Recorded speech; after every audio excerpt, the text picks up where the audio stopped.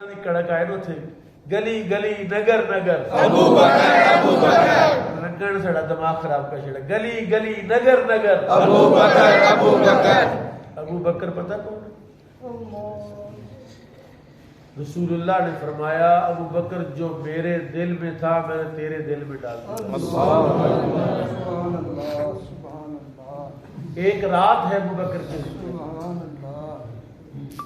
ایک رات ہے ابو بکر کی زندگی جو کائنات کی ساری راتیں اس رات پر قربان ہیں۔ اور جناب فاروق اعظم نے ابو بکر سے رو رو کر یہ بات کی، رو رو کر یہ کہا کہ لوگوں میری ساری زندگی چلی جاتی ہے، ابو بکر کی وہ جو رات ملی تھی غار ثور میں پہلی رات وہ کاش مجھے مل جاتی۔ سبحان اللہ۔ اور اس غار میں ہوا کیا تھا؟ اس رات بھی حالانکہ 3 راتیں جناب صدیق اکبر رضی اللہ عنہ بارگاہ رسالت میں رہے، کتنی راتیں؟ 3 راتیں نہیں تو رات ایک افضل ہے، تینوں ہی افضل ہونی چاہیے تھی، ایک کیوں افضل ہے؟ کہا نہیں، جو خزانہ پہلی رات میں ابو بکر نے لوٹ لیا نا وہ پھر خزانہ اور ہائے ہائے، خزانہ تو لا محدود ہے، میرے رب کے خزانوں کی حد نہیں۔ حضرت ابو بکر صدیق رضی اللہ عنہ میرے پیارے نبی سے 2 سال چھوٹے تھے۔ کتنے؟ 2 سال کا فرق تھا عمر مبارک کا۔ اور 2 سال کا کیا فرق ہوتا ہے؟ یعنی ہم عمر ہی ہوتا ہے نا، مطلب 2 سال کا تو کوئی فرق ہی نہیں ہوتا۔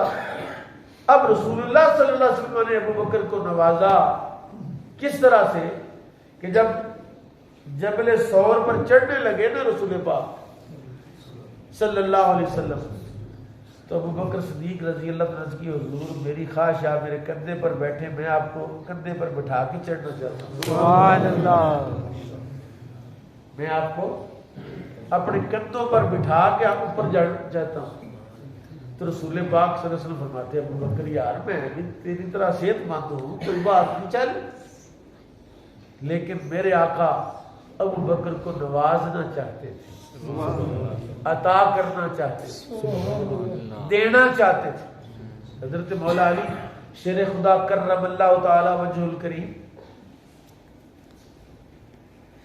بڑی شان ہے مولا علی کی، پتہ کتنی شان ہے کہ حضرت مولا علی کو رسول اللہ صلی اللہ علیہ وسلم نے مکے والوں کی امانتیں دے کر اپنے بستر پر سلایا۔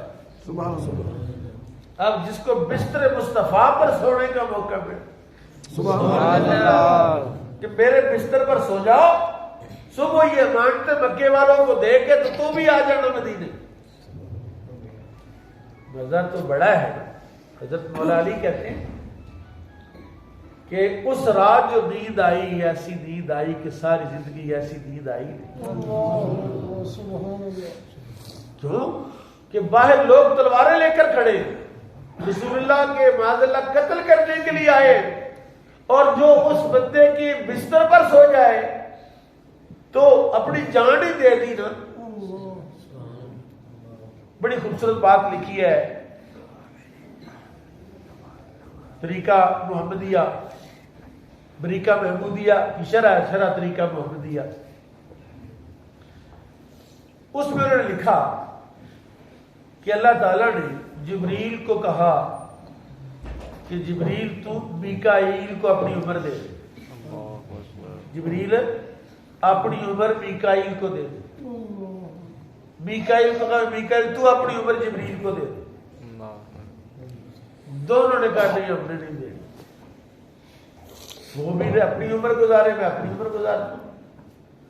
اللہ نے فرمایا پھر سنو، دیکھو روح زمین پر علی نے اپنی جان اپنے نبی پر قربان کر دی۔ سبحان اللہ۔ علی نے بستر مصطفیٰ پر سو کر اپنی جان کو رسول اللہ پر فدا کر دیا ہے۔ اور جاؤ، چلے جاؤ زمین پر، جبریل تو علی کے سرانے کھڑا ہو جا، میکائیل تو علی کے پنجتی کھڑا ہو جا، اور ساری رات اس کی حفاظت بھی کرو اور اس کو واہ واہ بھی کرو۔ سبحان اللہ۔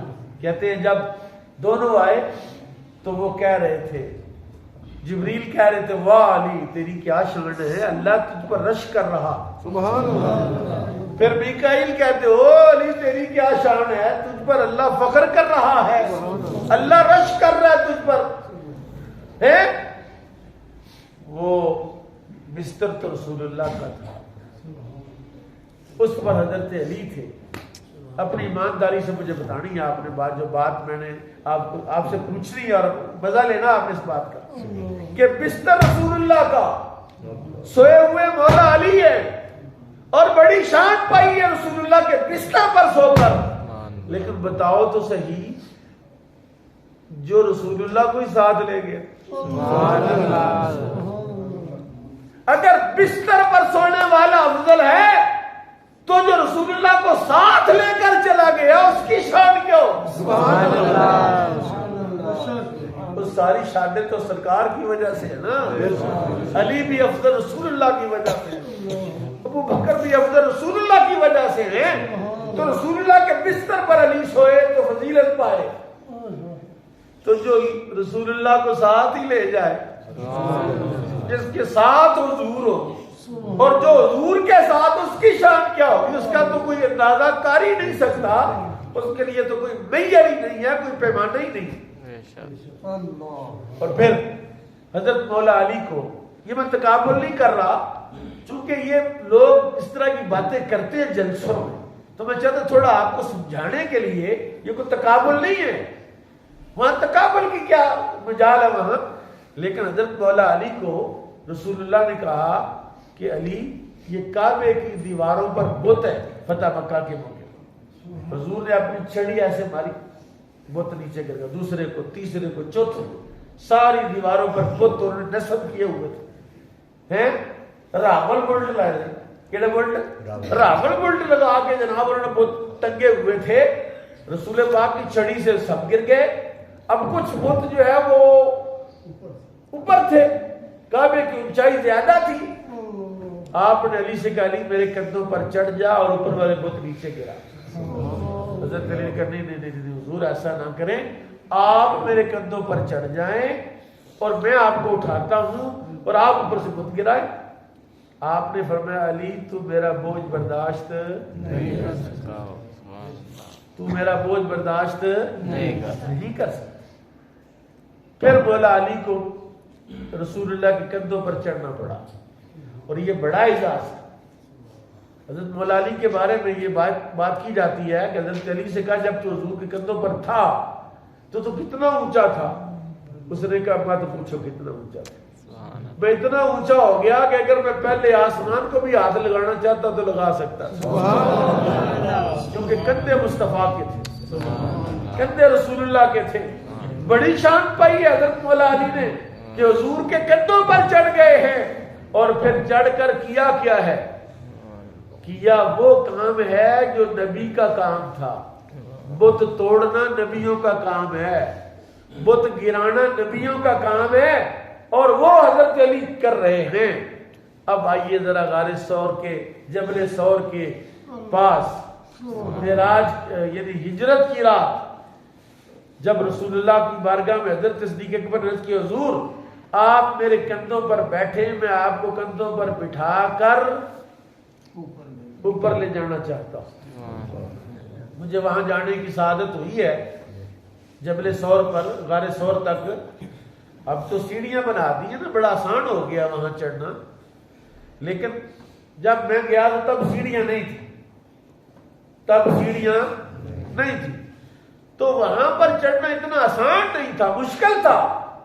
لیکن جب کچھ بھی نہیں تھا تو حضرت ابو بکر صدیق نے نبوت کا بوجھ اپنے کندھوں پر اٹھایا، تو حضور نے یہ تو نہیں کہا ابو بکر تو مجھے میرا بوجھ برداشت نہیں کر سکتا، بوجھ برداشت یہ نہیں کہا، آپ اس کے کندھوں پر بیٹھ گئے، اور بیٹھے حضرت ابو بکر صدیق حضور کو لے کے اوپر چڑھ گئے۔ سبحان اللہ۔